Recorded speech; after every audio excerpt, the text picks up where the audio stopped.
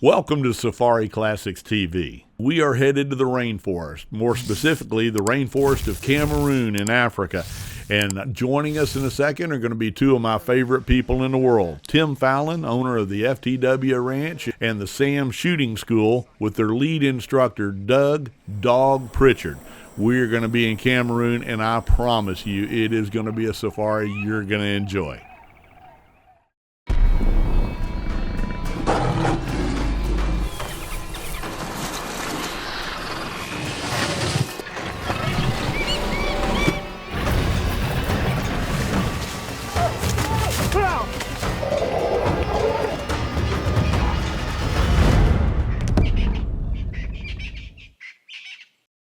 Boys, I'm really glad to have you both on the show today.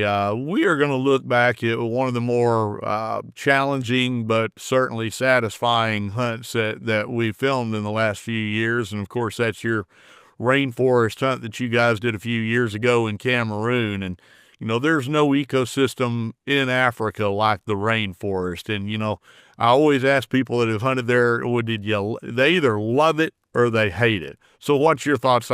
Tim, I know you've hunted the rainforest a lot. Yeah, this is my third trip to the rainforest, and I absolutely love it. I just do it.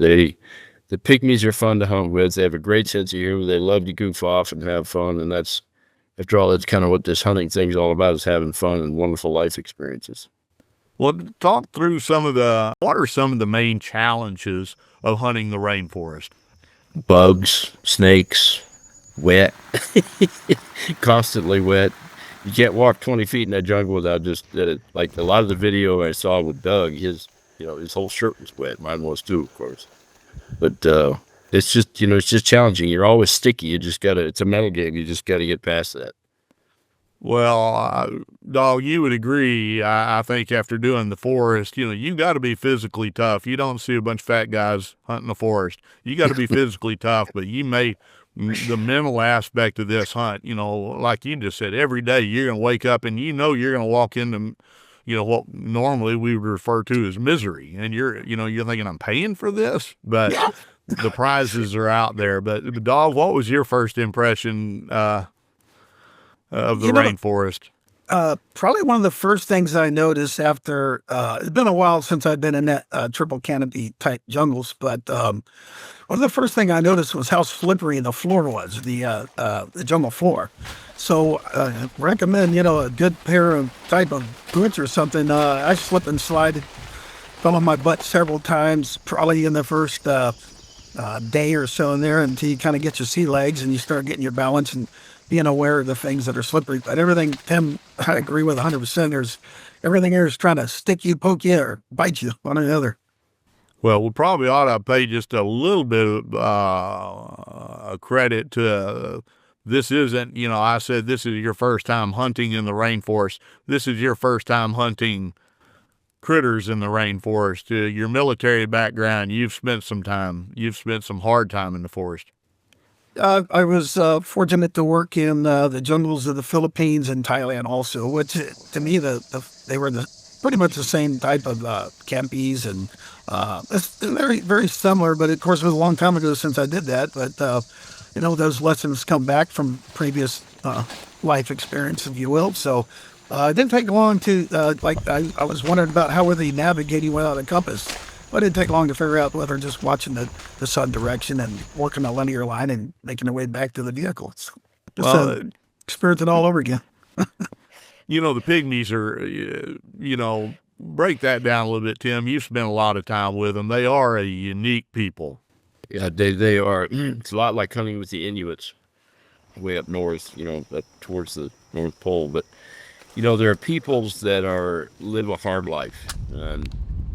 But yet I've never seen them when they're not happy. That's the amazing part about it. They're just always happy. And they love to goof off. Like my first trip to the jungle, the boys figured out that the gorillas were intrigued with my silver hair. So they'd roll up a philodendron leaf and they'd start doing this gorilla call. And a couple times we had the gorillas chase the truck. And they just loved to goof. Of course, they would just laugh for 20 minutes. They thought that was the funniest thing in the world. And I'm thinking that's less than funny. 600 to 800 pound gorilla chasing you outside your window. They just love to goof off and have fun, and then they make do with anything. And good Lord, we ran across a nest of crocodile eggs, one of those miniature jungle crocodiles. They wrapped up the eggs in a philodendron leaf and carried it literally all day just so they could eat it when they got home. They just make do with anything. It's crazy. Well, dog, you probably, after spending a little bit of time in there, you're half the time, your back at the end of these kind of hunts is wore out because you're hunched over. There's a reason the pygmies aren't 6-footers. Oh my goodness, yes. That being 6 foot tall in that forest is definitely challenging. They only cut a trail about 5 foot, so when you're running through the jungle, you are bent over, kind of hunched over, and on one particular hunt, as we were heading in and kind of moving pretty fast, I caught a low hanging vine did a Charlie Brown on me, about to flip me back on my backside, but it was it cut me right across the nose and the eye, and and that vine is like it's got little like rose thorns on it, thousands of them. So it was like a sharp rope, if you will. So, when you're at that point, you're too excited about the hunt and getting towards your goal. So it wasn't until later that it even meant anything. Yeah. Yeah, it's a pretty tough environment. I mean, it really is a tough environment, but you just got to power through it. Yeah, it's funny you say that, Dave, because every packing list I've ever seen, recommended packing list for the jungle, always includes a head net. Well, that is the most useless thing in the world. Out of those hunts, every thorn and bush and snag catches your head net and rips your head backwards. You're just better off to go with it and get a little scratch and just move on. And this was kind of a hunt for combined between both of you. It's kind of a hunt for the triple crown of the forest, which of course is the bongo, the forest sitatunga, and the dwarf forest buffalo. And you were each hunting different. So Tim, let's start with you. The species that you were really concentrating on was the forest buffalo, and this wasn't your first rodeo. No, no. That again, my third hunt for the forest buffalo. So I focused on that. But although I was in need of any duiker that you can get in the jungle, because funny experience, my first trip in the jungle, I had killed 3 really nice duikers, a black-fronted, what else? Black-fronted Peters, and then the red-flanked or something like that. I can't remember the name right now, but anyways. And we got greedy, and we went on the other side of the road and put those 3 duikers in the back of the truck that was covered by a driver, we thought. And we got back about an hour later, and you could see 3 sets of leopard prints coming in and out of the back of this truck, and that thing had climbed in and taken all the duikers, and the driver was frozen in the wheels. So I really wanted to get some duikers too. So when I got that Peters duiker, that was a pretty special moment.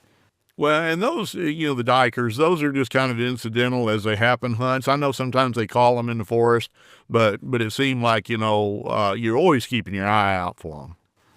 Yeah, you are. And a lot of them are, you got to get in the thick bush with a shotgun on a little stool, and then they start doing their duiker call, which is, they do it with their mouths. And it looks painful because they put their fingers way up their nostril in the back of the roof of their mouth. It's you just got to sit there and go, Lord, this is tough to listen to because of course you're sitting 2 feet away from it. But these duikers are just come running through about 1,000,000 miles an hour, it feels like. And you've got a shotgun in your hand. If the barrel is too long, you can't swing it well enough. You're just actually lucky to get one. Now, who was your outfitter on this hunt? Chillette, the Chillette family. Pepe Chillette's the main contact. And they have a jungle area, which is the old Felix Barado area, believe it or not. Nasok, N-S-O-K in the old days. When it was my second trip, I went with Felix, first and second trip. And then because then I did the savannah, but I did the riverine area. So you're hunting the jungle and the savannah both. But they've got an area for the bongo and the sitatunga and dwarf forest elephants and buffalo, etc. That's where we were. And then they have an area in the savannah for the Lord Derby as well. Now, what month was the hunt the hunts we're about to see? Ooh, dog. That was April. Yeah, it was April. April. Yeah, Now, the bad news for us on to start this hunt off, when we got into Douala, we were informed that the plane that takes you about a 2-hour flight to the camp on a runway, a landing strip, had crashed the day before we got there. Thank God we weren't in it the day before. Nobody was hurt, but the plane was not flyable. So we were indulged with a 38-hour drive. oh man, ooh, that's Oh, brutal. yeah, Now, we did one overnight. now I know you've taken Bongo Yes, on your earlier hunts. So you were yes, pretty much, you were dedicating this hunt to the dwarf forest buffalo, which I don't think anybody would ever argue is by far the most difficult of the big it is. three, big three to put in the salt. For sure. It absolutely is. And then, like I said, if I got the dwarf or we had an opportunity at a diker, it's what we'd take. But yeah, forest buffalo is definitely my main object. So, dog, let's talk about you. What were your hunting priorities on this trip? Yeah, obviously it was the bongo and the forest sitatunga. Well, everybody goes, to the forest wants a bongo, and yeah, man, they're such a fascinating animal, and I don't. We're going to talk about the hunting methods for them here in a little bit, but you know, dog, you've hunted buffalo with us in the Zambezi Valley, and I know you've been in that thick Jess, and you probably thought that was thick bush until you stepped into this green hell. Very true, very true. Yeah, hunting in Zimbabwe, very thick, heavy veg. Very fortunate. God gives you what He gives you, and I had my first buffalo was pretty close. It was pretty amazing, but the forest in this forest, what's amazing, they'll talk about a savanna, and you're thinking more like this open desert area, but any little open spot is it's called a savanna. So Yeah. you're lucky if you're not like shooting right off the end of your barrel. Yeah, when I think of Savannah, I don't think of a 20 by 40 opening in the canopy. This is Savannah, but that's, I don't know why they call it. They ought to just call it a clear. We call it a clearing in Texas. That's correct. Yeah. Well, let's go into, Tim, start with you. What was your firearm bullet selection? What was your battery on this hunt? Well, I took two guns. We're just going to rotate guns. I took a 375, a Ruger, and of course shooting quantity 250 ammo, 250 grain CX4. And then I'm kind of a nut when it comes to double guns, and I bought an over/under 4.58 Win Mag years ago. An old beautiful gun.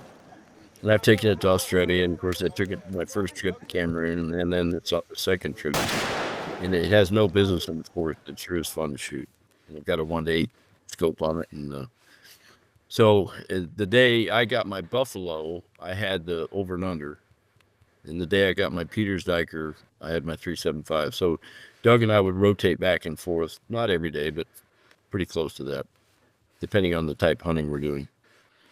Well, and you guys were both going different directions. Yep. With your own PHs. So, dog, what were you outfitted with? Yeah, I normally had that 375. I did have that in the very beginning of the hunt, and I was very fortunate to get both my trophies in a very short period of time, and that gave Tim time to run around with that 375. Well, now, I alluded to this earlier. Both of you had scopes. Now, a lot of forest hunters, because it seems like you're sometimes, especially on those bongos, you're shooting them at 10 yards or less. I mean, sometimes you're at the end of your gun barrel. Why was the decision to go with scope? Well, from experience, Dave, my very first trip to the jungle, I did take my double gun, a side-by-side double gun with no scope. And I quickly learned, there's like on the Peters Diker, I don't have that skill set anymore where I can see the rear sight, the front sight, and the animal at the same time at past, say, 50 yards. My eyesight just doesn't allow for it anymore. But so I knew the value of the scope. Now, when you're on a 1:8 power scope, if you can't pick up the animal in the 1:8, you better stick the barrel in his mouth and pull the trigger, because at least for me, It's I find the 1 to 8 very comfortable. I can, shoot an ant off the floor, or, shoot a buffalo at 30 yards through the dense brush. But I like the scope especially because oftentimes those jungle hunts, you have to pick a spot on the animal. Oftentimes you're just seeing half the body. You're seeing from the center shoulder up to the spine. And with an open sight gun, even at 10 or 15 yards, at least in my case, I struggle with that. So I prefer the scope. Dog, same question to you on the scope. Yeah, I agree with Tim 100%. When you mount a scope and you practice mounting that gun into your shoulder over and over again, it just becomes easy to basically line the scope up and find the optics wide open, especially on a 1-to-1 power. You can, my goodness, you can shoot a couple of yards away with that type of power on that gun. So. Yeah, I agree. There was other opportunity when you break the brush and you hit, and I had a very similar scenario as Tim did, breaking the brush, and at the time I had a shotgun with me, but there was a duiker down probably 30, 40, 30 yards out, and I didn't have the right equipment, obviously, to take that shot. So at the time, I wish I had that 375 with me. Yeah, no, makes sense. So, Dog, we're going to start with you. We're going to go, let's go bongo hunting. Walk me through a typical day on a bongo hunt. You get up early in the morning, obviously, and you get out probably right after light. And the jungle, you can't do anything in the dark out there. So you'll roll after light. And you go down these, they're basically red dirt roads and logging roads, and it rains so much that it rains overnight almost all the time. So you're they're looking for fresh track. And you'll go down some main roads, and you'll go down some roads that haven't been driven in probably a period of time. They'll pick up a track, and you met these tribesmen are unbelievable. As we were dismount, they told us that there is this bongo it looks like a good sized bongo up ahead, and of course they're going to start breaking the dogs out. As we were tracking the bongo, at one point the PH turned to me and said, This bongo has an injured back right foot or left foot, one of the other." And I thought, well, okay, that's interesting. At some point, they'll hold the dogs back until they're close enough, and when they release the dogs, they take off, and then you kind of creep up, getting closer. And at the point where the dogs actually pin them, they know when it is, and you're cutting brush. But once they know the dogs are on it, you are moving, and you're going to be. That's why you saw in that video, I was sweating my butt off because we were just cutting brush to get there. Well, I want to go backwards to the tracking now. Besides duck hunters, forest hunters are about the only people I know that celebrate when it rains, because rain is critical for success in the forest. Tell me why.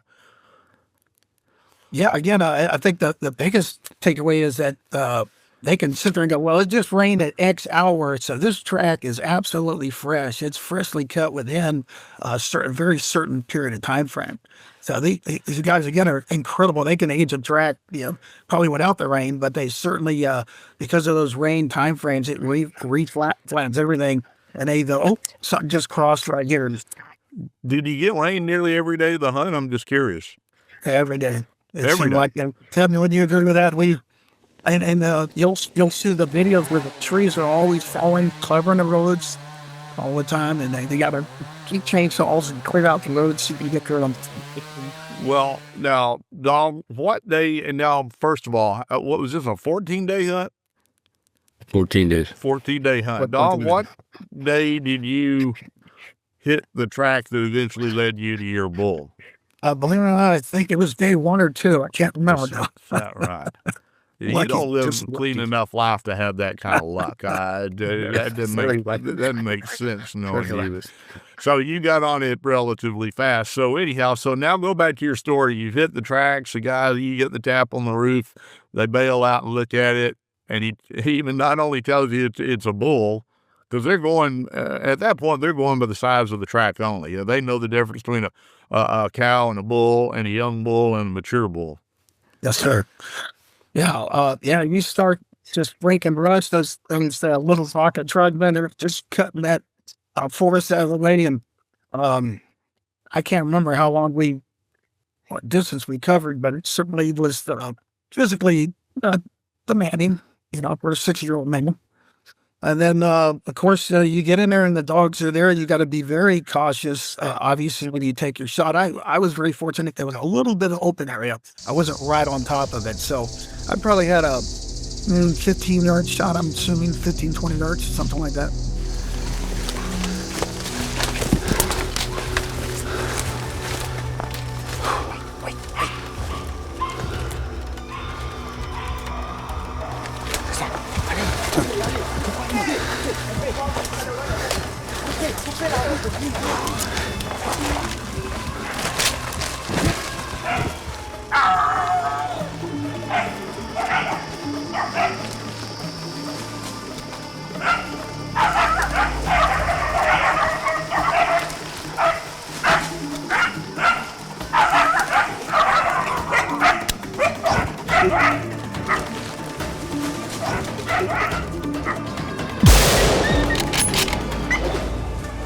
No.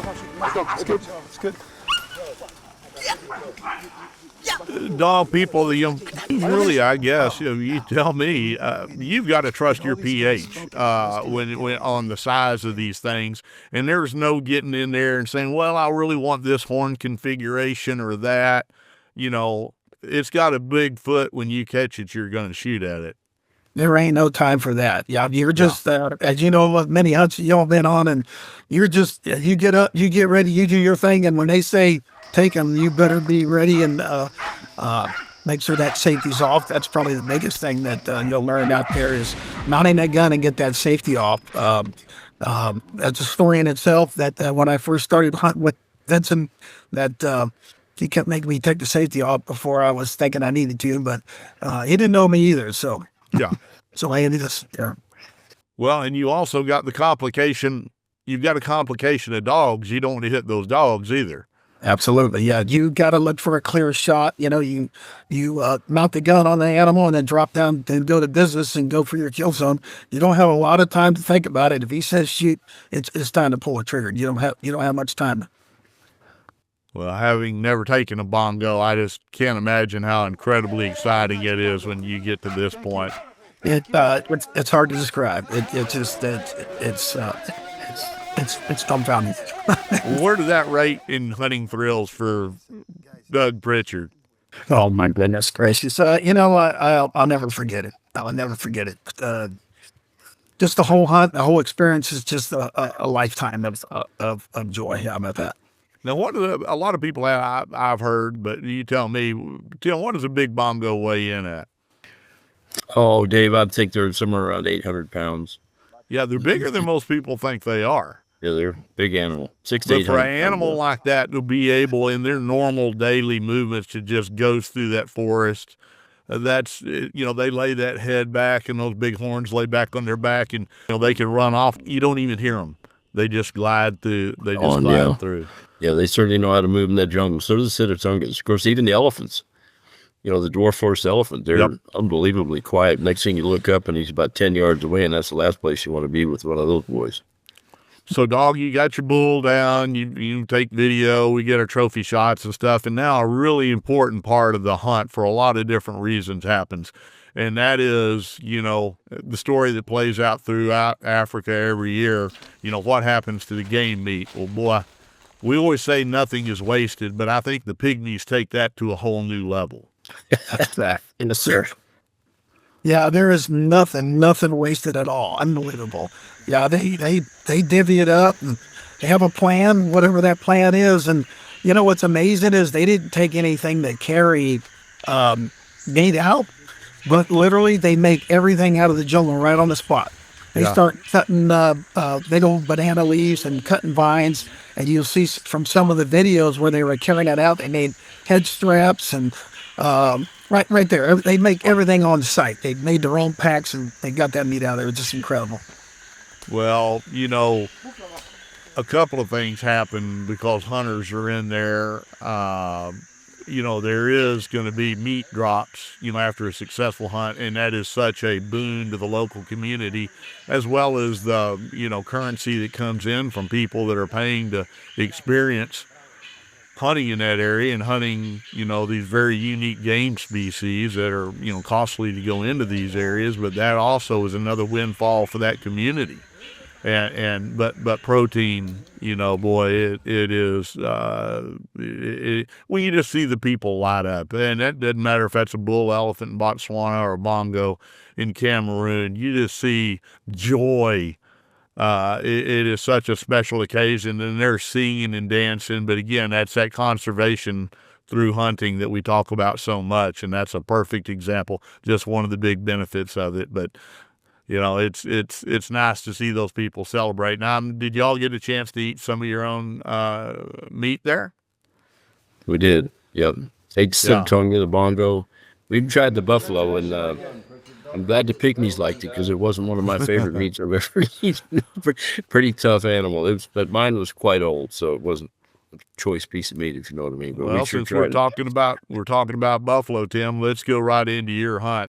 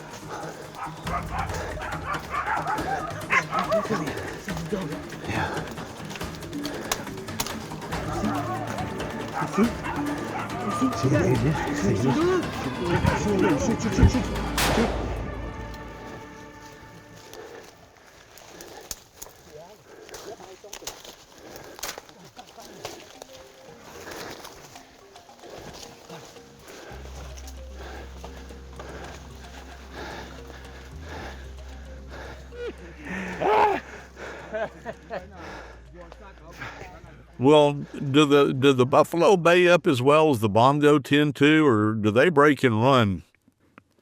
That's the problem with the buffalo. They break and run, quite honestly. They, two dogs will keep a bongo tied up for, 15, 20 minutes.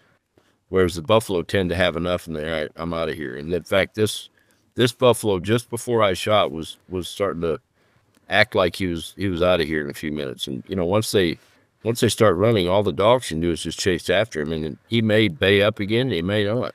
Well, tell me what, I know there was some emotions obviously going on. I'm damn sure one of them was relief. Oh, yeah, of course I'm a mushball anyways. Whenever I kill a magnificent animal like that, I tend to get a little teary-eyed. But yeah, they're just an amazing critter, and you just got to have all the respect in the world for them. They live a tough life. And that's a fully mature, that's an old bull right there. They don't have the big sweeping horns that the Cape cousins do. But, same thing. That one's bases, you saw around the base is very flat and there's no ridges. How old do you figure that bull was? They thought he was 9 to 10 years old, which is old in that jungle. Yeah. And they're kind of the same, but you got to think about their environment. They're, those horns are, they're not hooking out like a Cape buffalo. Cape buffalo couldn't go 100 feet and he would give up. They'd be wandering around the roads. But he's perfectly suited horn-wise to be able to bull through that bush. He is, Dave. Mother Nature's just amazing, that jungle. The elephants are about half the size of a desert elephant. You think, well, with all his food, it'd be just the opposite. But no, Mother Nature shrinks him down to survive better in that jungle. Same is true with the way the bongo horns are shaped. You're right. They throw their head back and now they're just a gliding machine through that jungle. Same as sitatunga, of course. But as we talked about, there's always the opportunities, especially for the duiker species. You're keeping your eye out, and you caught a pretty nice break on a duiker. So walk us through that hunt. Day 8 or 9. Now our 14-day hunt got cut down to 12 because we had that 2-day drive in. So We had 12 inch, which turned out to be more than enough.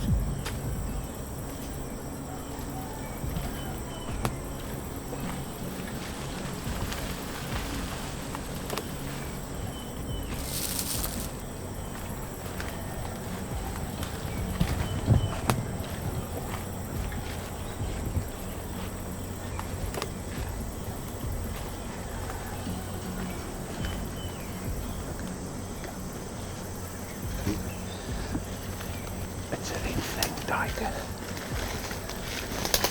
Put your gun in here. You see he's moving out to the left. Just give time. I cannot see him now. I cannot see his head. I don't know if it's a male or a female.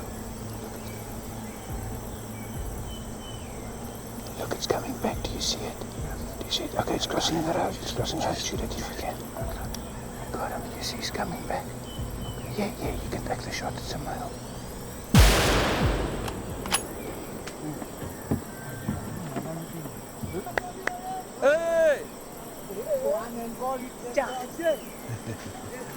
We saw this thing move back and forth across the road, and when it went to the left, I thought, oh man, that's gone. And then sure enough, he said, no, it's coming back out, and it did.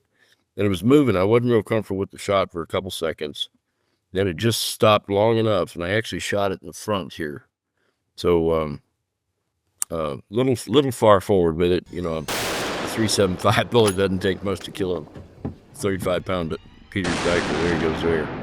And so it didn't have a lot of clear cover, but it did the best it could. When it ran off, I thought, oops, I blew that one. But no, I did hit him in the front section. So that was quite a thrill.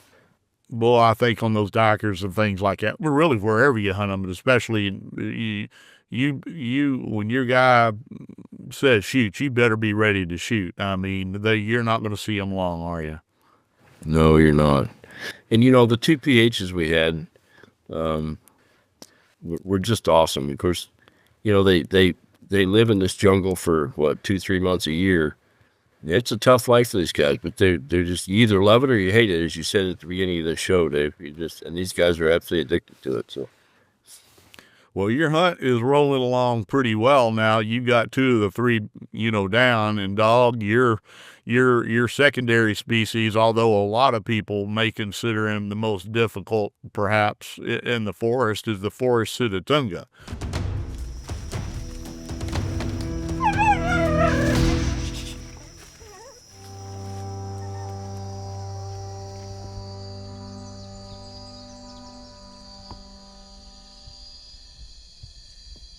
Trackers with a dog start or follow a tracks.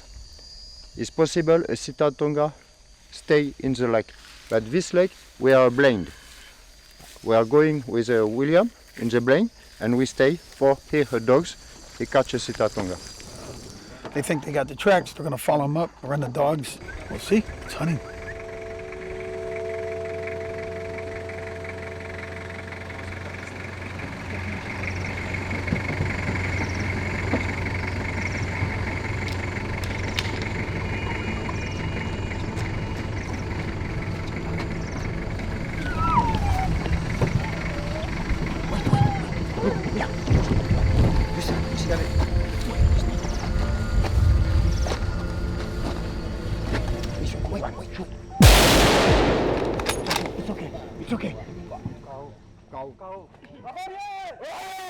Yeah, that happened pretty fast, huh? Yeah, that was we just took off that morning, and they said they saw fresh track crossing this little marsh to our left.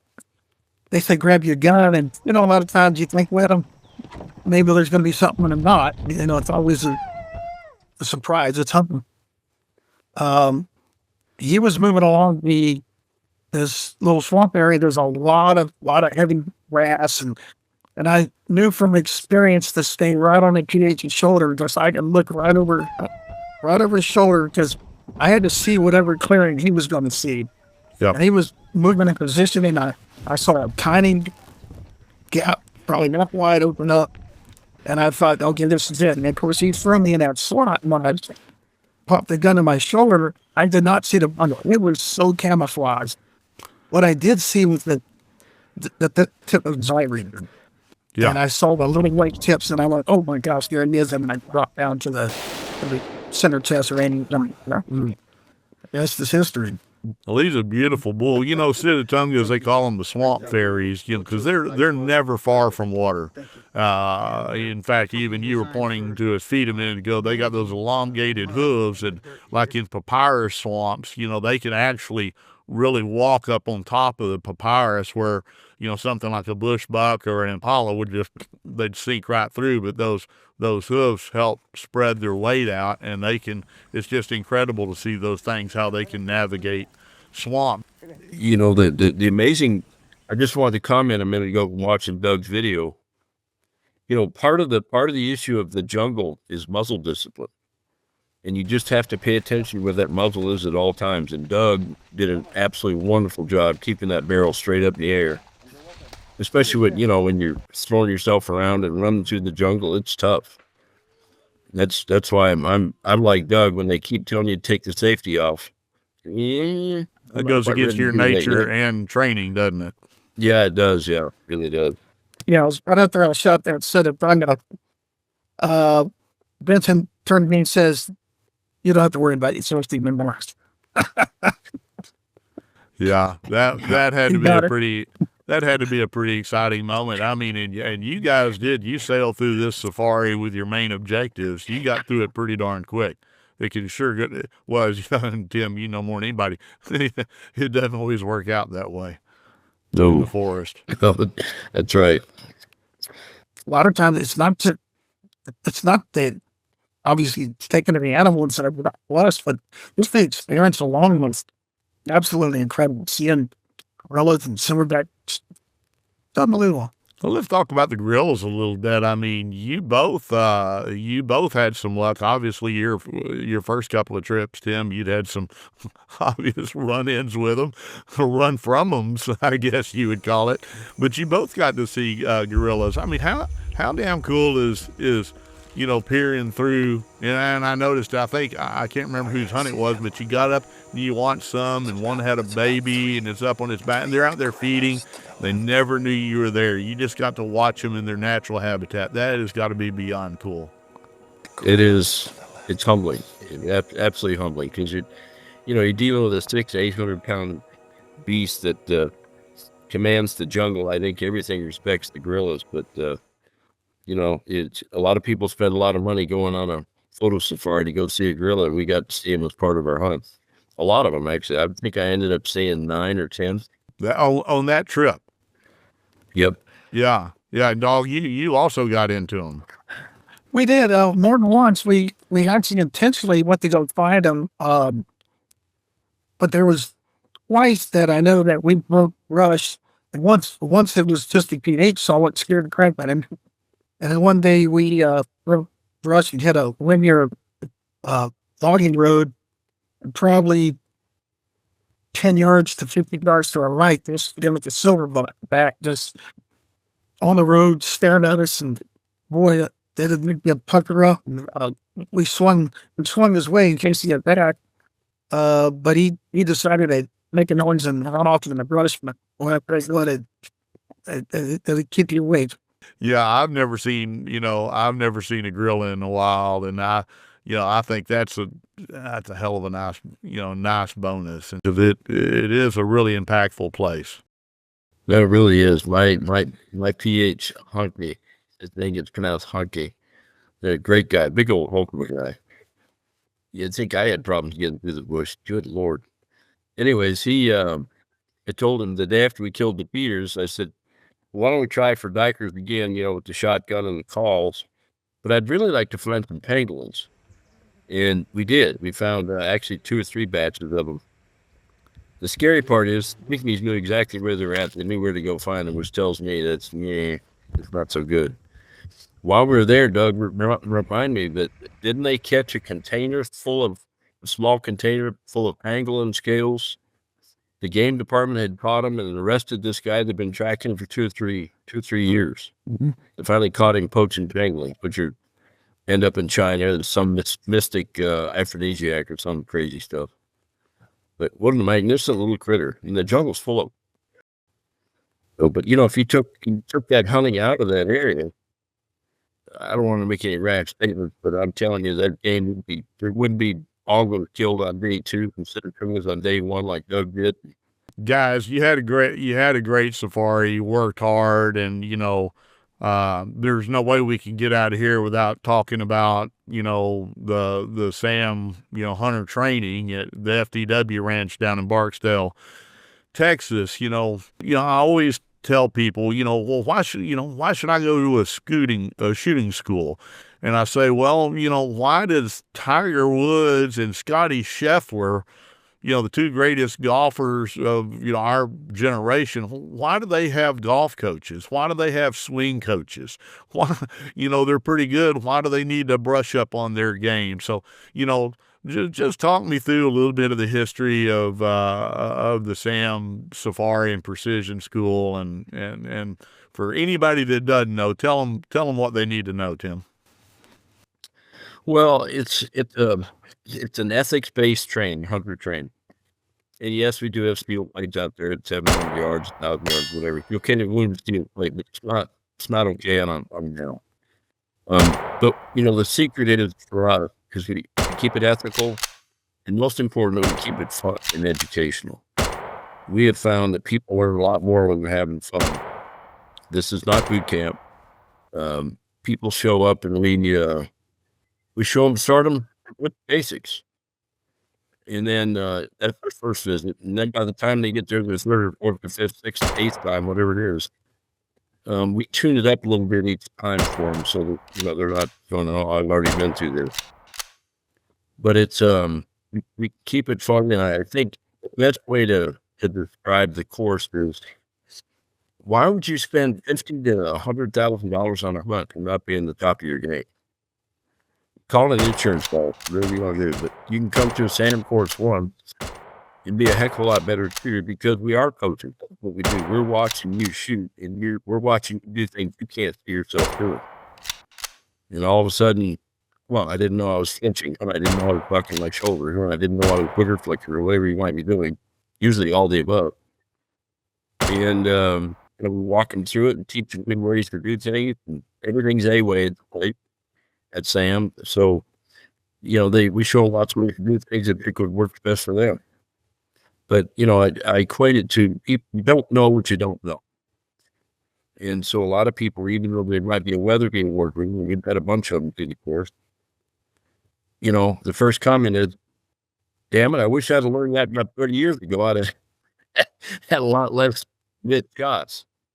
So it's fun. And the important thing is you keep it fun. Well, Dog, your team, the instructors, everything comes down to the instruction. And the instructors are all special ops.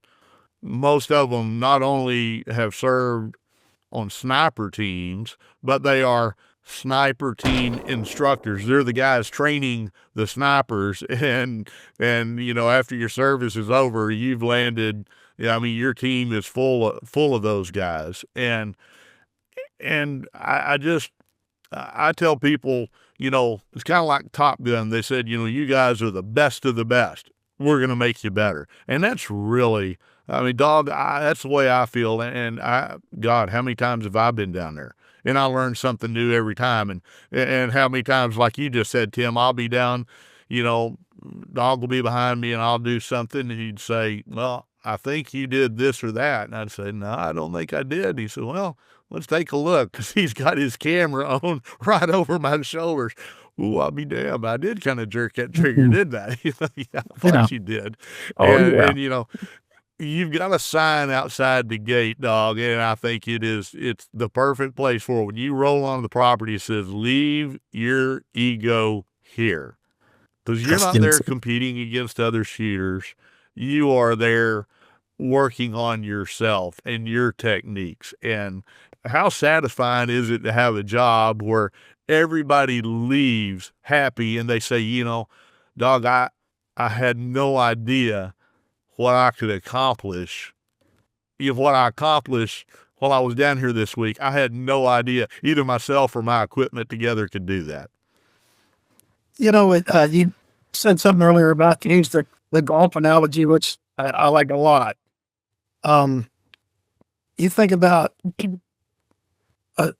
the sporting world or the hunting world, if you will, it's the only profession in the world that someone could do 3 times a year and consider themselves a professional. It's quite amazing. Imagine how many times a week you got to play golf to be a pro, right? About our instructing staff, the sniper background is just a really good basic fundamentals of being able to knowing how to shoot, knowing about ballistics. The instructor background is probably equally, if not more important, that you have the ability to speak the language of the student. So I think that's where we kind of come through. It's not a sniper course, if you will.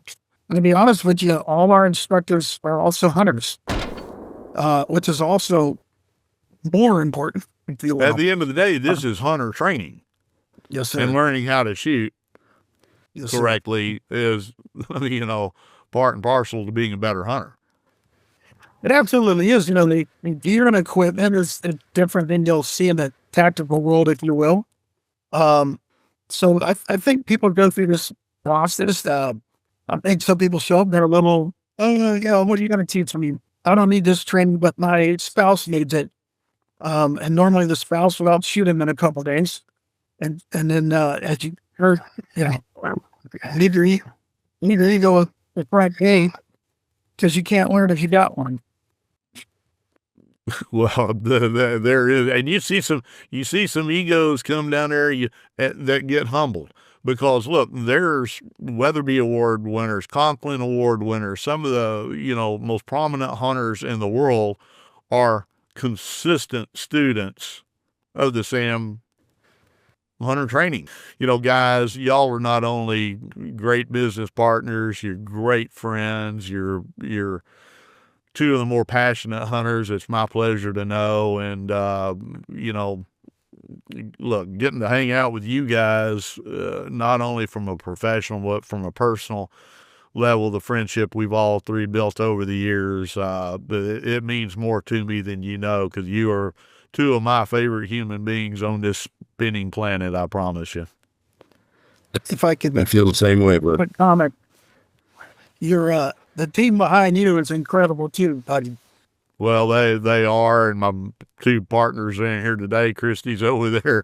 She's the one making everybody appear and disappear, and Tim's in here. And when we're going to do one of these podcasts, we sit down and think about what's going to be interesting, trying to put a product out there that is different than most podcasts. Because as it's pretty hard to just sit there and listen to two guys, two talking heads go at it for about an hour. And Christy really brings the magic with, being able to bring our conversations together with video and show it as it happens. And boys, thank you for being here.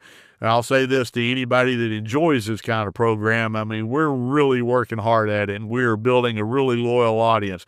And if it's your first time to tune in, we're glad you found us. If you've been tuning in, we appreciate you. Keep doing it. Tell your friends, and be sure to hit like and subscribe.